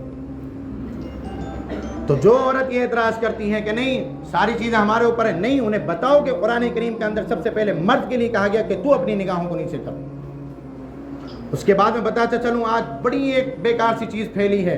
वो चीज़ क्या फैली है? इस गर्लफ्रेंड बॉयफ्रेंड के रिश्ते से, आज़ाद ख्याली के रिश्ते से वो क्या चीज़ फैली है कि अगर किसी का नापाक रिश्ते चल रहे हों, अगर वो नाउज़ बिल्लाह ज़ानी हो या किसी मर्द ने ज़िना कर रखा हो, तो अब एक औरत है, वो किसी के इश्क में पागल है, वो उससे शादी करना चाहती है। वो कहती है पहले हम टाइम स्पेंड करेंगे, पहले हम एक दूसरे के साथ रहेंगे, ज़रा एक दूसरे को समझ लें, ज़रा एक दूसरे को जान लें, हम खलत मलत हो जाएं, हम इंटरकोर्स भी कर लें, हम बिस्तरी भी कर लें, उसके बाद में हम जाके ये समझेंगे कि हमें एक दूसरे के साथ रहना है या नहीं रहना है। उसके बाद में ख़राबी क्या पैदा होती है? पता चलता है कि मर्द के भी कई सारी हैं और इधर औरत की भी कई सारे हैं। अब होता ये है कि जब सबसे बेकार जो चीज़ देखें, मुआशरा सबसे बेकार चीज़ जो होती है, अब मर्द से कहा जाए कि वो जो औरत है उससे इस्लाम मना करता है क्योंकि उसके ऊपर जिना की तोहमत है। एक तो ये है कि उससे ज़बरदस्ती किया गया, जबरन किया गया। मैं बात कर रहा हूँ ऐसे जिना की कि जिसमें दोनों तरफ से राज़ी और खुशी हो, जिसे आज नाम दिया जाता है हक डे का, जिसे नाम दिया जाता है क्या नाम है फॉलोवर्स डे का, जिसे नाम दिया जाता है वैलेंटाइंस डे का, कि इस दिन हम अगर खलत मलत भी हो जाएं, हम कुछ भी कर लें तो हमें गुनाह मिलने वाला नहीं है। कान खोल के सुन लो, ये हरामकारी है, हरामकारी, हरामकारी, ये ज़िना है। तो होता क्या है कि जब मर्द को ये कहा जाए कि इस औरत के इतने सारे चक्कर चल रहे हैं, ये औरत इतनी जगह मुँह काला कर चुकी है, तो मर्द क्या कहता है? मर्द ये कहता है कि नहीं कोई बात नहीं, उसकी आज़ाद है वो, मैं तो उसे आज़ाद ख्याल ही देता हूँ, कोई बात नहीं, उसकी ज़िंदगी है, वो जिस तरह भी करे, कोई बात नहीं, वो उसकी देखें, इधर को ध्यान रखें, वो तमाम लोग आ जाएंगे जो आने वाले हैं, उसकी नेचर है, वो जानती है, उसे मैं आज़ाद ख्याल ही देता हूँ। इसी तरह मर्द औरत से कहा जाए कि मर्द के इतने सारे रिश्ते चलने हैं, मर्द के वहाँ रिश्ते चलने हैं, तो क्या तुम ऐसे मर्द से निकाह करना पसंद करोगी? क्या तुम ऐसे मर्द के साथ रहना पसंद करोगी? तो औरत भी बड़े धड़ल्ले से कहती है कि जो लिबरलिज्म का शिकार हैं, कि जिन्होंने मगरबी चादर को ओढ़ लिया है, कि जिन्होंने मगरबी चश्मे को ओढ़ रखा है, वो तमाम लोग ये कहते हैं कि आज़ाद ख्याली है, इन्हें अपने साथ में रहने दिया जाए। होता ये है कि जिस तरह गधे और घोड़े के अंदर जब घोड़ी गधे से पूछे कि ज़रा बताइए बेटा किसका है, तो गधा कहता मुझे नहीं मालूम। इसी तरह गधा घोड़ी से पूछे ज़रा बताइए बेटा किसका है, तो वो कहता हमें नहीं मालूम।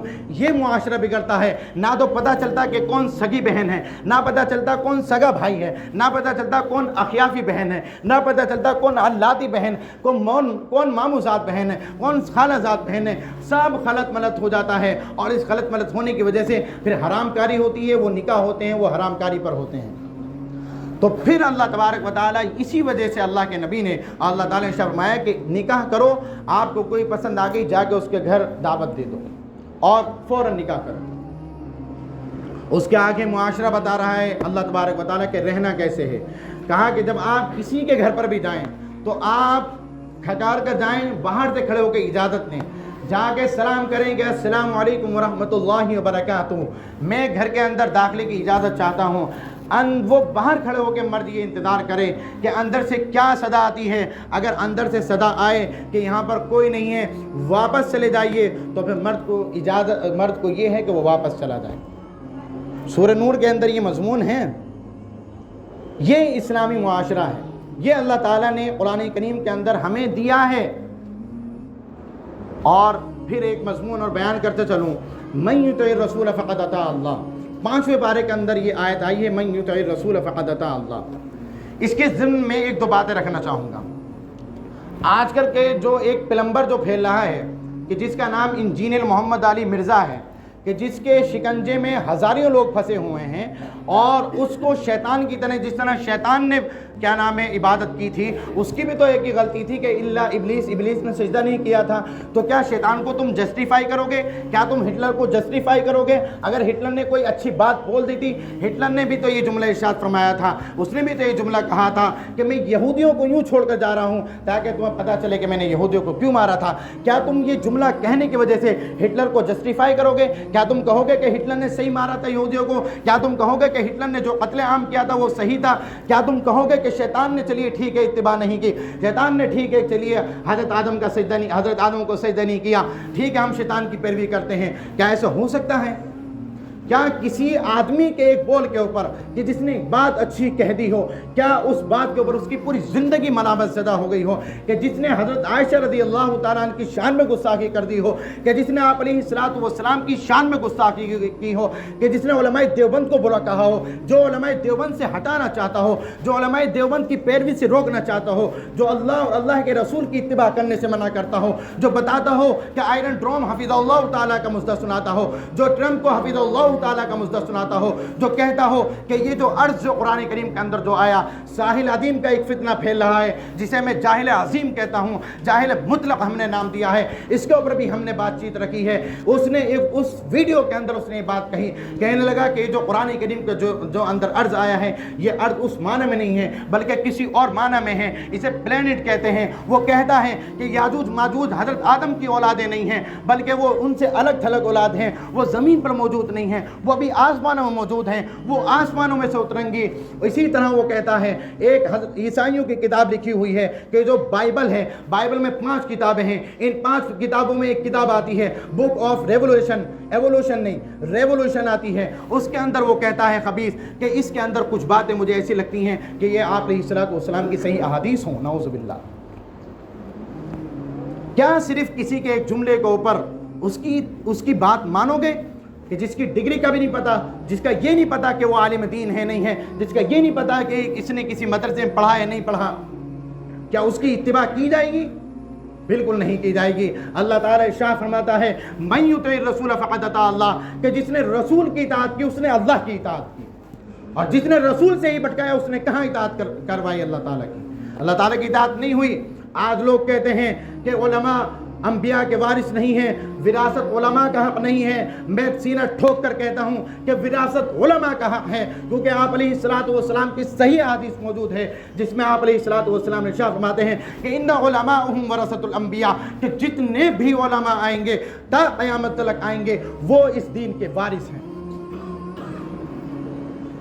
اور جو یہ کہتا ہو کہ علماء دین کے وارث نہیں ہیں، میں کہتا ہوں اس حدیث کا کیا کرو گے؟ اس حدیث کا جواب لا کر دکھاؤ۔ جو یہ کہتے ہیں کہ نہیں دین علماء کا، یہ دین جو ہے یہ وراثت میں نہیں ملا علماء کو، اس حدیث سے پتہ چلتا ہے کہ جو وراثت میں علماء کو یہ دین ملا ہے۔ اور جتنے بھی لوگ ہیں، جتنے بھی طبقات ہیں جو تبلیغ کے نام تبلیغ کر رہے ہیں، چاہے وہ جماعت ہو، چاہے وہ کسی بھی طریقے سے تبلیغ کرتا ہو، وہ کان کھول کر یہاں میری بات سن لے کہ وہ علماء کا تعاون کر رہا ہے، وہ دین کا کام نہیں کر رہا۔ دین کا کام علماء نے کیا ہے، دین کو بچایا علماء نے ہیں۔ قرآن کریم پر جب بات آئی تو علماء بولے، جب آپ علیہ الصلوۃ والسلام کی حدیث کے اوپر بات آئی تو علماء نے ڈیفینس کیا۔ وہ علماء دیوبند تھے، وہ علماء حق تھے، وہ علماء دیوبند تھے۔ جب بات آئی کہ جس نے آپ علیہ الصلوۃ والسلام کی شان میں گستاخی کی تو ببانگ کے دول کھڑے ہو کر کہا کہ یہ گستاخ ہے، گستاخ نبی ہے۔ کہ جب غامدی نے کھڑے ہو کر رسالت کے اندر اور نبوت کے اندر جھوٹا دعویٰ کیا تو یہی علماء حق تھے۔ علامہ انور شاہ کشمیری نے کھڑے ہو کر کہا کہ تو جھوٹا ہے، کذاب ہے، ہم تو اس سے بات کرنے کے لیے تیار ہیں۔ کون تھے؟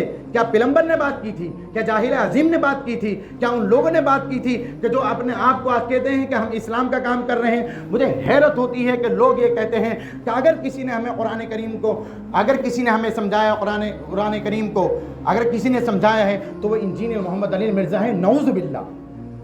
یہ الفاظ ہیں، اور یہ ایک میں طالب علم کے الفاظ بتا رہا ہوں جو حافظ تھا۔ تو یہ حافظ بیٹھے ہونے بھی میں کہتا چل رہا ہوں، نہیں، بالکل نہیں کرنا۔ علماء حق کو یہ سورج کی طرح ہیں، انگلی کے پیچھے چھپانے کی کوشش مت کرنا۔ یہ دین علماء کا، یہ دین جو ہے یہ وراثت میں ملا ہے علماء کو، اور علماء نے اس کی جو اشاعت کی ہے اور جو اس کو پھیلایا ہے۔ ذرا بتاؤ آج تمہیں غسل کے فرائض کس نے بتائے ہیں؟ ذرا بتاؤ یہ دین گھر گھر جا کر کس نے پھیلایا ہے؟ ذرا بتاؤ جماعت والوں نے کتنی محنتیں کی ہیں، کیسے کیسے لوگوں کو دین کی طرف لے کر آئے ہیں، کیسے کیسے لوگوں کو اللہ کی طرف رخ کرایا ہے۔ کبھی وہ دعویٰ نہیں کرتے، کبھی جماعت والے یہ نہیں کہتے کہ نہیں دین علماء کا، دین یہ جو دین جو ہے یہ وراثت نہیں ہے علماء کی، کبھی یہ جماعت والے نہیں کہتے، کبھی کوئی طبقہ نہیں کہتا۔ آج کل کے جو لبرل ہیں وہ کھڑے ہو کر یہ کہتے ہیں، جن میں سے میں نے نام لیا، حسن الیاس ہے، پیغمبر ہے، جاہل عظیم ہے، غامدی ہے، یہ تمام تر لوگ آج کل یہ کہتے ہیں۔ تو جو اب یہ لوگ کیا کر رہے ہیں، یہ لوگ غلط بیانی کر رہے ہیں، علماء سے ہٹانے کی کوشش، آپ علیہ الصلوۃ والسلام کی سنتوں کے ہٹانے کی کوشش۔ تو پھر اللہ تعالیٰ قرآن کریم میں ارشاد فرماتا ہے من یطع الرسول فقد اطاع اللہ، کہ جس نے رسول کی اطاعت کی اس نے اللہ کی اطاعت۔ اور جب تم نے رسول کی اطاعت نہیں کی، اور جب تم نے آپ کو میں بتاتا چلوں، بہت سارے لوگ بیٹھے ہوں گے جو جھونجل مار رہے ہوں گے کہ جی انجینئر علی مرزا کو ایسے کہا جا رہا ہے۔ بتاتا چلوں اس نے، کذاب نے، پاگل نے، بیہودے نے آپ علیہ الصلوۃ والسلام کو چھوکرا کہا، نعوذ باللہ۔ بتاتا چلوں کہ ان لوگوں نے یہ کہا ہے کہ آپ علیہ الصلوۃ والسلام، میں بتاتا چلوں، آج دیکھیں ایران کی جنگ چل رہی ہے، اللہ تعالیٰ اس کو فتح یاب کرے، نیست و نابود کر دے وہ اسرائیل کو اور کیا نام ہے امریکہ کو، اللہ تعالیٰ اسے فتح یاب کرے، ہم اس کے ساتھ کھڑے ہیں، ہم اس کو جسٹیفائی کرتے ہیں۔ لیکن یاد رکھیں شیعوں کے عقیدے کو اپنانا اور شیعوں کی پیروی کرنا یہ غلط ہے۔ علماء دیوبند اس کو منع کر رہے ہیں۔ ایران کو جسٹیفائی کرو، ایران کے لیے دعائیں کرواؤ، کہو کہ وہ اسرائیل کا نام و نشان مٹا دے، وہ امریکہ جیسی نحوست ریاست کا نام و نشان مٹا دے، اللہ تعالیٰ اس کو ہمت دے، اللہ تعالیٰ اس کو قوت دے، اللہ تعالیٰ اس کو فتح یاب کرے۔ لیکن یاد رکھو کہ جنہوں نے امی عائشہ کی رضی اللہ تعالیٰ عنہ کی شان میں گستاخی کی، وہ خمینی کہ جو کتاب لکھ کر گیا، اس خامنائی ابھی جو مرے ہیں، جو انتقال کرے ہیں، بموں کی صد میں جو آئے ہیں، واقعتاً ملامت کرو، واقعتاً کہو کہ رہبر چلا گیا، لیکن ان کے عقیدے کو اختیار کرنا یہ غلط چیز ہے۔ خمینی جو لکھ کر گیا اپنی کتاب کے اندر، بتاتا چلوں، اگر کسی کو حوالہ چاہیے حوالہ دے دوں گا، میں بتاتا چلوں خمینی اپنی کتاب لکھ کر گیا ہے اور اس کے اندر کہا ہے کہ آپ علیہ الصلوۃ والسلام کے زمانے میں بھی عدل و انصاف 100% نہیں ہو پایا، آپ علیہ الصلوۃ والسلام بھی 100% دین کو نہیں پھیلا سکے، نعوذ باللہ۔ اس نے उसने हज़रत आयशा रज़ियल्लाहु ताला पर तोहमतें लगाई हैं, उसने हज़रत अबू बकर और हज़रत उस्मान को गासिब कहा है, उसने कहा है कि हक़ हज़रत अली का था लेकिन हज़रत अबू बकर ने और उमर ने गसब कर लिया। तो जो लोग ये कहते हों हमें उनके अक़ीदे पर नहीं चलना, उनको जस्टिफाई करना है, बात कान खोल के सुन लें, इसे कोई दूसरे पैराए में नहीं लेकर जाए। अक़ीदे की बात हो रही है, बताते चलूँ, जस्टिफाई करें, दुआ करें उसके लिए। बार बार कह रहा हूँ अल्लाह ताला उन्हें फतह याब करें, अल्लाह ताला नेस्त तो नाबूद कर दे इसराइल को, उनके ज़रिए अमेरिका को मिटा दे। लेकिन याद रखें कि उनकी इत्तिबा में और उनको ये समझ लेना कि पता नहीं कौन दुनिया से चला गया और उनको ना जाने किस किस चीज़ का रुतबा दे देना, आंसू बहाने भी चाहिए। वहाँ पर बच्चियों को मारा जा रहा है, कत्ले आम हो रहा है, लेकिन अक़ीदे को इख्तियार करने की इस्लाम इजाज़त नहीं देता है। उसके बाद में जल्दी से 5 मिनट में अपनी बात मैं ख़त्म करता हूँ। आगे अल्लाह तबारक व तआला, आप जाइए हज़रत इब्राहीम के वाक़े पर। हज़रत इब्राहीम की जो डिबेट हुई थी, हज़रत इब्राहीम की जो डिबेट अपने बाप आज़र से हुई थी, वो क्या डिबेट थी? वो वही डिबेट थी जो आज मुफ्ती शमाइल और जावेद अख्तर मुल्हिद में हुई थी। वही डिबेट हज़रत इब्राहीम की हुई थी। हज़रत इब्राहीम ने कहा कि इलाह सिर्फ एक है, माबूद सिर्फ एक है, ए अब्बा जान तुम उसकी पैरवी करो कि जो तमाम जहानों का पालनहार है। तो बहुत सारी बातें हुई।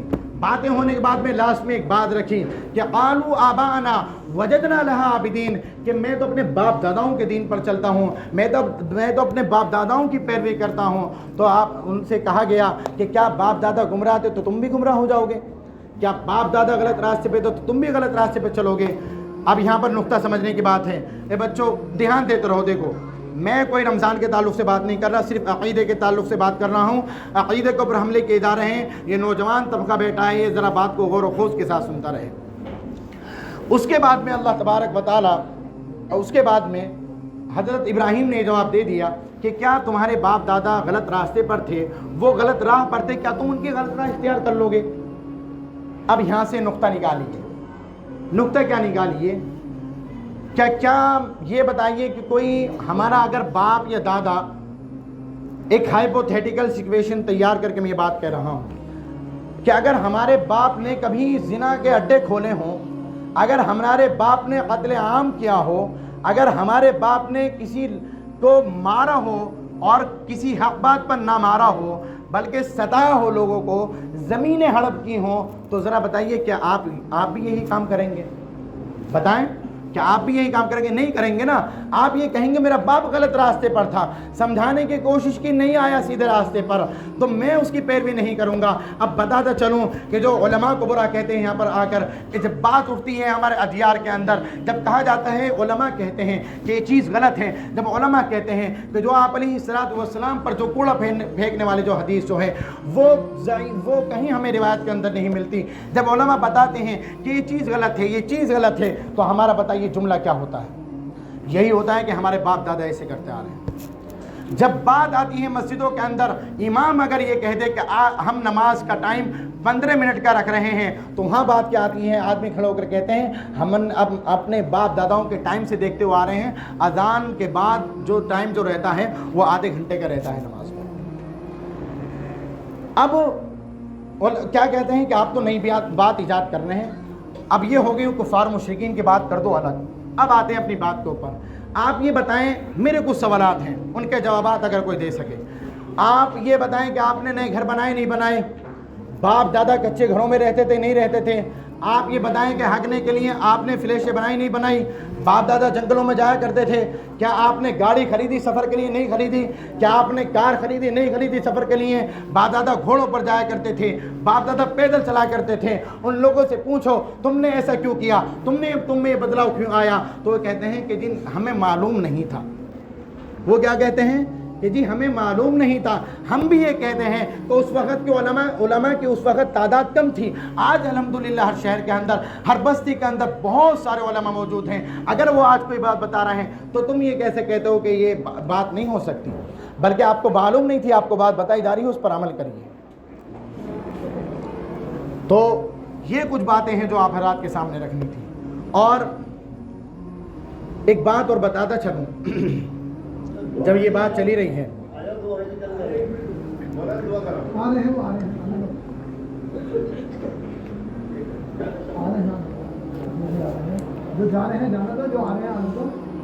एक दो बात कह के रख रहा हूँ। असल में देखें, अकायद की बात चल रही है, मैं आपके कहने से भी नहीं रुकूंगा, मुझे सुनानी है बातें। नौजवान नस्ल भटक रही है, नौजवान नस्ल एथिज़म को फॉलो कर रही है, नौजवान नस्ल लिबरलिज्म बन रही है, नौजवान नस्ल आप अलैहिस्सलातु वस्सलाम की शान में गुस्ताखियाँ करती फिर रही है, आप अलैहिस्सलातु वस्सलाम को बुरा भला कहती फिर रही है, सिर्फ कुछ लोगों के चक्कर में। उन लोगों की बात मैं यहाँ पर कर रहा हूँ कि याद रखें कि इन उलमा के पीछे चलें। बहुत सारी मैंने आप हज़रात के सामने बातें रख दी, तमाम तर चीज़ें बातें रख दी। एक बात ये रखता चलूँ, उलमा लोग भी बैठे हुए हैं, हुफ़ाज़ भी बैठे हुए हैं, और तमाम लोग भी बैठे हुए हैं। एक बात कान ये हमें अपने जहन नशीन में बिठा लेनी चाहिए कि जब हम कोई भी परेशानी आए हमारे ऊपर, तो हम अल्लाह ताला को ना भूलें। अगर हमें एक तस्मा भी मांगना है, हम अल्लाह ताला को याद रखें। उलमा से कह रहा हूँ कि अगर तुम्हें किसी मैदान में काम करना है, निकलो, बाप की मत सुनो। बाप कह रहा है कि बयान ना कर कि जो हुजूर की शान में गुस्ताखियाँ कर रहे हैं, बाप की मत सुनो, माँ की ना सुनो, वालिदैन की ना सुनो, हाँ बात को सुनो, कुछ बुरा मत कहो, अच्छे अंदाज में, महज़्ज़ब अंदाज में लोगों के सामने बातें रखो कि देखो ये कज़्ज़ाब और झूठा कैसी बातें फैला रहा है, देखो ये कैसी बातें कुरान करीम के लिए कह रहा है, देखो कैसी बातें ये हुज़ूर आम्मी आयशा के लिए कह रहा है। लेकिन एक अच्छा अंदाज होना चाहिए, आपके पास दलाइल मौजूद होने चाहिए, दलाइल से बात करो, दलाइल से मुँह चुप करो, कहो कि आओ अगर तुम्हारे अंदर हिम्मत है, ए पिलम्बरों के चमचो आओ अगर तुम्हारे अंदर हिम्मत है, पिलम्बर को लेकर आओ, बिठाओ ज़रा मुफ्ती अब्दुल वाहिद कुरैशी साहब के साथ, बिठाओ मुफ्ती यासिर साहब के साथ, बिठाओ मौलाना सफदर साहब के साथ, लेकर आओ जाहिल अज़ीम को, बिठाओ मुफ्ती यासिर साहब के साथ, बिठाओ मौलाना इलियास कुम्मन साहब के साथ, बिठाओ मुफ्ती अब्दुल वाहिद कुरैशी साहब के साथ। बुलाओ इन लोगों को कि अगर तुम सच्चे हो, अगर तुम अपने दावे में सच्चे हो, तो फिर बात क्यों नहीं करते, डिबेट से क्यों भागते हो, मुकालमे से क्यों भागते हो? तुम कहते हो कि नहीं ये बातें सही हैं, तो क्यों भाग रहे हो? आओ बात करो, तुम्हें बुलाया जा रहा है। इन उलमा का साथ न छोड़ें, इन उलमा की इत्तिबा करें, इन उलमा के पीछे चलें, इन उलमा को अपना रहबर माने, इन उलमा के पीछे खड़े हो जाएं। आज सबसे ज़्यादा जो प्रोपेगेंडा किया जा रहा है, जिस पे जो मेरी लाइव तफसीर कुरान चलती है, रात में लाइव चलती है, मैं उस पर हर आयत को, जो आयत मुझे ऐसी लगती है कि जिसे मैं मुंतबिक कर सकता हूँ उलमा पर, वो उस आयत को मैं ये कहता हूँ कि मेरे भाई लोग, आजकल एक प्रोपेगेंडा जो हुआ है, जो आज एक चीज़ जो चली है, वो ये है उलमा से तोड़ने की। हर कोई आकर उठ के ये कहता है कि इन उलमा ने आज तक दिया क्या है, इन उलमा ने किया क्या है। मैं उनसे पूछता हूं कि तू जिस किताब में से बात कर रहा है वो किसी उलमा ने लिखी है, तू जहां से बात उठा रहा है वो किसी उलमा ने लिखी है, तू जिस तफसीर को बयान कर रहा है वो किसी उलमा ने लिखी है, तो तू कैसे कह सकता है कि उलमा ने आज तक दिया कुछ नहीं? तो दिया है उन उलमा ने, इनके हमें पीछे चलना है, इनकी इत्तिबा करनी है। एक गिरोह तैयार खड़ा है, शकील बिन हनीफ का फितना खड़ा है। शकील बिन हनीफ कहता है कि मैं मेहदी, मैं ईसा। उससे पूछो कि मेहदी किस खानदान में से होगा, मेहदी का नुज़ूल कहाँ होगा, हज़रत ईसा कहाँ आएंगे, हज़रत ईसा कब आएंगे, तेरे पास दलाइल क्या हैं? तो अपने बाप का नाम बता, उसके बाप का नाम नहीं पता, उसके बाप भी 4-5 होंगे जो आकर ये दावा कर रहा है। उससे पूछो कि तूने हज़रत मेहदी होने का दावा किया, तेरे पास दलील क्या है, ज़रा बयान कर, तेरे बाप का नाम क्या है, तेरे बाप का नाम क्या है, तू किस खानदान से ताल्लुक़ रखता है, तेरे पास दलील क्या मौजूद है? क्या इस तरह के शोर मचाएंगे हज़रत मेहदी कि मैं मेहदी हूँ, मैं मेहदी हूँ? किस खानदान में से होंगे? हज़रत फातिमा की खानदान में से होंगे, उनकी आल में से होगा, उनके बाप का नाम क्या होगा? अहमद होगा। कहाँ आएंगे? मक्का के अतराफ में आएंगे। हज़रत ईसा कब आएंगे? हज़रत मेहदी लेकर आएंगे। क्या एक आदमी हज़रत मेहदी भी और हज़रत ईसा भी हो सकता है? दलीलें मांगो उनसे, कहो दलीलें क्या है तुम्हारे पास, किस पैराडाइम में तुम बात कर रहे हो हमसे? तुमने मेहदी होने का दावा किया, तुम्हारे पास दलील क्या मौजूद है? दलीलें देनी होंगी, दलील के बिना कुछ नहीं। दलील दो अपनी बात की कि ये क्यों हक है, तुम अपने आप को हक पर कह रहे हो तो क्यों है? ये घर घर पहुंच रहा है। इनसे कैसे बचेंगे? इनसे बचने के लिए एक ही चीज़ है, ये उलमा बैठे हुए हैं, उलमा का मजमा है, हुफ़्फ़ाज़ का मजमा है, इनसे जुड़ना होगा, इनसे अपना रब कायम करना होगा, इनको परेशानी बतानी होगी, बताना होगा कि हमें कोई आदमी ऐसे आकर कहता है, हमें कोई आदमी खुदा के बारे में ऐसे आकर कहता है। ये बच्चे बैठे हुए हैं, आजकल स्कूलों में जा रहे हैं। एक बहुत अहम बात बताते चलूँ, हमारे सिलेबस के अंदर जो इस्लामिक सिलेबस है, उसके अंदर जो علم تک جو پہنچنے کا جو ذریعہ ہے وہ بہت ساری چیزیں ہیں، لیکن 3 چیزیں اہم ہیں۔ اس میں ایک ہے عقل، ایک ہے خبر، ایک ہے وحی، اسی طرح خبر رسول اور متواتر خبر احاد، یہ تمام تر چیزیں ہیں۔ لیکن جو سب سے اہم چیز ہے وہ ہے ایک ادراک، یعنی کسی چیز کو بغیر دیکھے جان لینا، ایک ہے کہ عقل کے ذریعے کسی چیز تک پہنچ جانا، اور ایک ہے وحی کے ذریعے پہنچنا۔ لیکن جو آج اسکولوں کے اندر جو سلیبس پڑھایا جا رہا ہے، جو آج ہمارے بچوں کو تعلیم دی جا رہی ہے، اس کے اندر صرف ایک ہی چیز پڑھائی جا رہی ہے، وہ یہ ہے کہ کسی بھی علم چیز کو پہچاننے کے ذریعہ، اس کے علم تک پہنچنے کے ذریعے صرف حواس سے سلیمہ ہیں۔ حواس سے سلیمہ، میں نے لفظ غلط بولا، حواس سے سلیمہ۔ حواس سے سلیمہ کسے کہتے ہیں؟ ٹچ کر کے جان لینا، چکھ کر جان لینا، آنکھوں سے پہچان لینا، سن کر جان لینا، ان تمام چیزوں کے ذریعے، یہ 5 چیزیں جن کے ذریعے علم تک پہنچنے کی رسائی ہے۔ لیکن اسلام کہتا ہے کہ عقل بھی ایک چیز ہے کہ جس کے ذریعے علم تک پہنچا جا سکتا ہے۔ وہی بھی ہمارے پاس موجود ہے کہ وہی آئی ہے کہ جس سے ہم نے جانا کہ جنت کیسی ہے، جس سے ہم نے پہچانا جہنم کیسی ہے، جس سے ہم نے جانا اللہ تبارک و تعالیٰ کیسا ہے، اس کی قدرت کیسی ہے، اس نے جو پہلے انبیاء کو جو بھیجا تھا ان کا کیا حال ہوا، انہوں نے کس طرح محنت کی، یہ ہمیں وحی کے ذریعے پتہ چلتا ہے۔ لیکن اسکول اور کالجوں کے اندر جو سلیبس پڑھایا جا رہا ہے وہ ہے حواس سلیمہ کے اوپر ٹکا ہوا۔ اسی وجہ سے آج کل جو کالج اور یونیورسٹی میں جو پڑھنے والے جو لوگ ہیں، کالجز اور یونیورسٹیز میں جو پڑھتے ہیں لوگ بچے، وہ یہ کہتے ہیں ہم اللہ تعالیٰ کو اس وقت مانیں گے جب ہم اس کو دیکھ لیں گے۔ کیوں؟ کیونکہ انہوں نے 12-14 سال ایک چیز کو پڑھا کہ جس میں یہ پڑھایا گیا کہ کسی بھی چیز کے علم تک پہنچنے کا ذریعہ صرف حواس سے سلیمہ ہیں، ان کے علاوہ کسی اور چیز کے ذریعے نہیں پہنچا جا سکتا۔ اسی وجہ سے وہ جنت اور جہنم کا انکار کرتے ہیں، اسی وجہ سے وہ بہت ساری چیزوں کا انکار کرتے ہیں۔ لیکن اب ان چیزوں سے بچا کیسے جائے، اپنے بچوں کے عقائد کو کیسے درست کیا جائے، وہ ہیں علماء، وہ ہیں علماء۔ علماء آپ کو بتائیں گے کس طرح اپنے بچے کے ایمان کی حفاظت کرنی ہے، کس طرح اس کو عقائد بتانے ہیں، کس طرح اس کو سمجھانا ہے کہ بیٹا خدا ایک ہے، بیٹا خدا کو ہم بغیر دیکھے مانتے ہیں، بیٹا ہم رسول کی رسالوں کو بھی تسلیم کرتے ہیں، تمام انبیاء کو بھی مانتے ہیں، جنت بھی ہے، جہنم بھی ہے، تمام تر چیزیں موجود ہیں، اللہ تعالیٰ کی قدرت بھی موجود ہے، تمام تر چیزیں موجود ہیں۔ میں ایک بات اور بتاتا چلوں، ایک بات خدا کے وجود کے تعلق سے لوگ یہ پوچھتے ہیں کیا ذرا یہ بتائیے کہ خدا ہر جگہ موجود ہے؟ تو اب ہم یہ کہتے ہیں ہاں خدا تعالیٰ ہر جگہ موجود ہے۔ وہ کہتے ہیں کیا فلیش کے اندر بھی خدا تعالیٰ موجود ہے؟ کیا گوبر کے اندر بھی خدا تعالیٰ موجود ہے؟ کیا گاڈ کیا نام ہے جہاں غلازت پڑی رہتی ہے وہاں پر بھی موجود ہے؟ اب وہ یہ غلط ٹول استعمال کرتے ہیں لوگوں کو بھٹکانے کے لیے۔ صحیح ٹول کیا ہے؟ اب میں آپ کو ایک مثال اسی طرح کی دیتا ہوں۔ سورج ہے، سورج کی روشنی ہے، وہ فلیش کے اندر بھی پہنچتی ہے، وہ غلازت والی چیزوں کے اوپر بھی پہنچتی ہے، وہ بیکار چیزوں کے اوپر پہنچتی ہے۔ ذرا بتائیے کیا آپ سورج کی روشنی میں نکلنا بند کر دیں گے؟ کیا سورج کی روشنی ان پر پڑ گئی تو کیا سورج کی روشنی ناپاک ہو گئی؟ نہیں ہوئی۔ ہم اللہ تعالیٰ کے وجود کو اس طرح مانتے ہیں کہ ہم اس طرح مانتے ہیں کہ اللہ تعالیٰ نے اس کائنات کو بنایا جیسے ہم کسی لیپ ٹاپ کو بناتے ہیں اور یا کسی چیز کو ایجاد کرتے ہیں۔ میں نے ایک کرسی ایجاد کی ہے تو میں اس پر چاروں طرف سے حاوی ہوں، چاروں طرف میرا کنٹرول ہے۔ میں نے لیپ ٹاپ کو بنایا ہے تو لیپ ٹاپ میں چاروں طرف سے کنٹرول رکھتا ہوں۔ اسی طرح سے اللہ تعالیٰ کا وجود بھی ہر جگہ ہے۔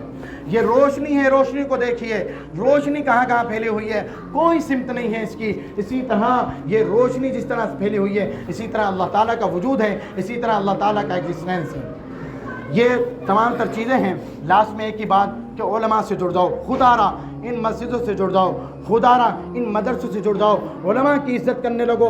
قسم اٹھا کر کہتا ہوں جس دن ان حفاظ کے علماء کی قدر تمہارے دلوں میں آ گئی، ان حفاظ کو تم نے سروں پر بٹھانا چالو کر دیا، تاج بنانا چالو کر دیا، اس دن تم دیکھنا کہ اس بستی کے اندر کسی ماں کی لال نے ایسا بچہ نہیں جنا ہوگا جو آ کر کسی ایک بچے کے عقائد کو خراب کر سکے۔ یہ گارنٹی کے ساتھ میں دعویٰ کر کے جا رہا ہوں۔ لیکن ضروری ہے علماء کے ساتھ جڑنا ہوگا۔